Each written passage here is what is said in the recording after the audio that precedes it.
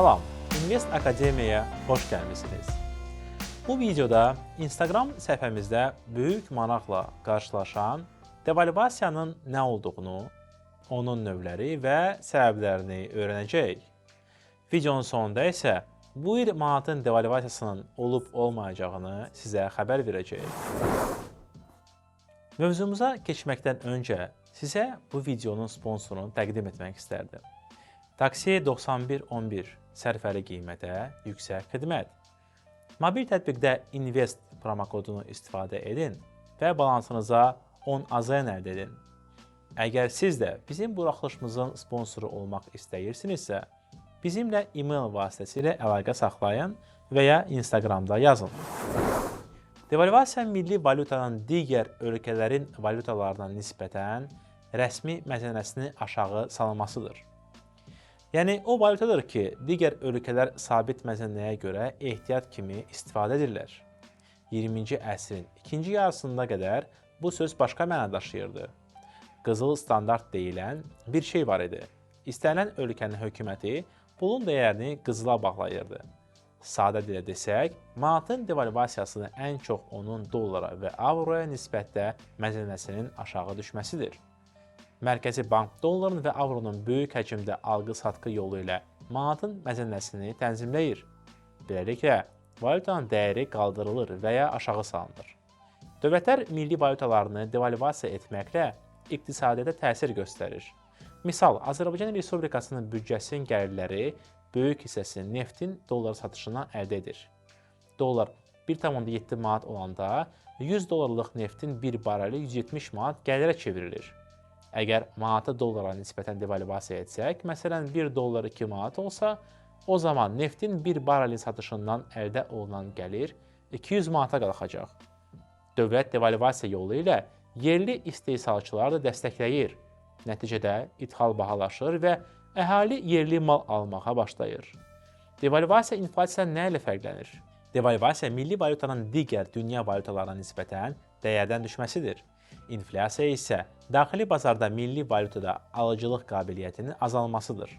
Başqa sözlə, devalvasiyanın dolların valyuta mübadiləsinin məntəqəsində qiymətin artmasıdır. İnflyasiya isə mağazada çörəyin qiymətinin artması. İnflyasiya devalvasiya ilə sıx bağlıdır. Məsələn, devalvasiyadan mümkün nəticələrdən biri devalvasiya inflyasiya spiralidir. Bu spiralın nə olduğunu bir nümunədə göstərək. Bir ölkə təsəvvür edək, hansı ki, yalnız xaricə faydalı qazıntı satmaqla yaşayır. Bu, dövlətin büdcəsində kifayət qədər böyük kəsir yaranır. Gəlirləri artırmaq üçün ölkənin mərkəzi bankı devalvasiya həyata keçirir. İdxal xərcləri kəskin şəkildə artır. Daha sonra yerli istehsalçılar qiymətləri qaldıraraq inflyasiyanın artmasına səbəb olurlar. Yaşayış səviyyəsi aşağı düşür və büdcədə kəsir yaranır. Dövlət milli valyutanı yenidən devalvasiya edir. Bu proses spiral şəklində iqtisadi böhrana səbəb olur. Səbəblərdən asılı olaraq devalvasiyanın açıq və ya gizli ola bilər. Açıq devalvasiya olduğu halda ölkənin mərkəzi bankı öz niyyətlərini rəsmən elan edir.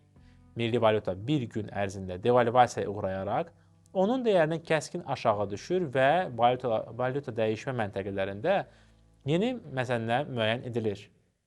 Açıq devalvasiya çox vaxt pul islahatı ilə müşahidə olunur. Götürülmüş pullar yenilənir ilə dəyişilir. Götürülmüş pullar yeniləri ilə dəyişirlər. Lakin yeni məzənə ilə, məsələn, 1961-ci ildə SSR-də valyuta islahatına qədər Amerika dollarının rəsmi olaraq 4 rubl verilirdi. Köhnə rubullar birdən onun nisbətinə yeniləndi və dəyişdirildi. İslahatdan sonra məzənə də dəyişdi. Dollar olmalı olduğu 40 yox, 90 qəpiyə qalxmağa başladı. Nəticədə hökumət rublu 2,125 dəfə devalvasiya etdi. Gizli devalvasiya zamanı dövlət heç bir açıqlama vermir. Milli valyutanın digərlərinə nisbətən məzənəsi tədricən aşağı düşür. Bir tərəfdən belə bir proses yerli istehsalçılara dəyişən situasiyaya uyğunlaşmağa və idxala rəqabətə başlamağa imkan verir. Digər tərəfdən bu inflyasiyaya səbəb olur. Əhalinin həyat səviyyəsini pisləşdirir və ölkədən sərmayə axını ilə nəticələnir. Bundan əlavə, devalvasiyanın gizli növü qızıl valyuta ehtiyatlarının aktiv istifadə olunması nəzərdə tutulur. Çünki Mərkəzi Bank məzənlərini süni şəkildə tənzimləməyə məcburdur.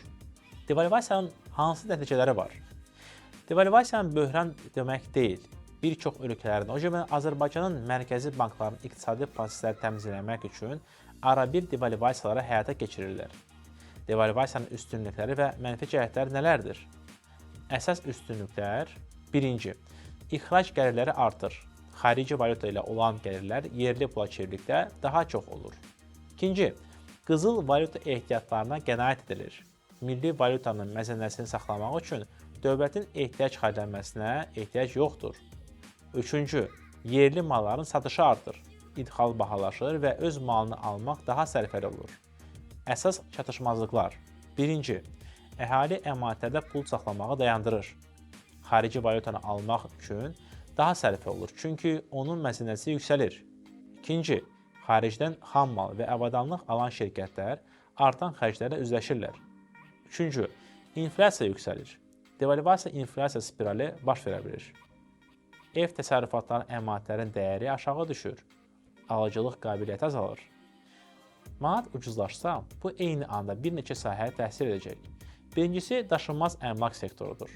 Tələbi onsuz artmaqda olan mənzillərin qiymətlərinin artımı olacaq. İkinci, bank sektoru, yəni kreditlərin alınması qaydaları sərtləşdirilməsi olacaq. Üçüncü, məişət texnikası, ərzaq və digər məhsulların qiymətinin artması olacaq. Dördüncü, inflyasiyanın artması. Bu il manatın devalvasiyası olacaqmı? Bu sual hamı üçün çox ciddi maraq doğurur. İnsanlar narahat olurlar və hətta qorxurlar. Bu suala cavab vermək olar. Gəlin, nə var onu isə deyək. Devalvasiya nəinki olacaq? Əslində o artıq mövcuddur. Nəticələri haqqında artıq danışdıq. Onlar çox fərqli ola bilər. Əsas sual budur ki, hökumət bu vəziyyəti mümkün qədər yumşaltmaq üçün hansı dərəcədə səy göstərməyə hazırdır? Artıq bir neçə aydır ki, manatın ucuzlaşması prosesi getdiyi hamıya məlumdur. Amma neftin qiyməti yüksək olaraq qalxsa da, əhali bunu xüsusilə hiss etməyib. Amma tədricən vəziyyət pisə doğru dəyişdi və nəticədə bugünkü nisbətlər alındı. Devalvasiyanın ən acı nəticəsi defoltdur. Bununla belə, əksər ekspertlər israr edirlər ki, bunun belə olacağı ehtimalı azdır. Hazırda yaranmış iqtisadi vəziyyəti Azərbaycanın bütün sakinləri üçün çətin sınaq adlandırmaq olar. Lakin hər kəs özünü ən pis ssenaridən qorumaq üçün bir neçə addımlar ata bilər. Məsələn, yığılmış vəsaiti evdə saxlamalısınız. Təbii ki, banka əmanət qoymaq bizə yüksək faizlər verməyəcək, amma müəyyən qədər qazanc əldə edə biləcək. Çox valyutalı əmanət. Yəni bir neçə valyutada əmanət açmaq daha məsləhətdir. Əgər vəsait sizə mənzil almağa imkan verirsə, onu icarəyə verib sabit gəlir əldə edə bilərsiniz. Bundan əlavə, uzun müddətli perspektivdə daşınmaz əmlakın ucuzlaşacağı ehtimal yoxdur. Əgər siz də investisiya etmək istəyirsinizsə, lakin nədən başlamaq lazım olduğunu bilmirsinizsə, biz sizə köməklik edə bilərik. Videonun təsvirindəki linkə keçid edin və orada qısa formanı doldurun. Sizin tələblərinizə əsasən, bizim komandamızın müvafiq üzvü sizinlə əlaqə saxlayacaq və investisiya aləmində ilkin addımları atmağa köməklik edəcəksə. Nəzərinizə çatdıraq ki, daha çox məlumatı hər zaman Invest Akademiya kanalında və videonun altındakı təsvirdə tapa bilərsiniz. Videonu bəyənin və kanalımıza abunə olun. Həmçinin bizim Instagramda izləyin.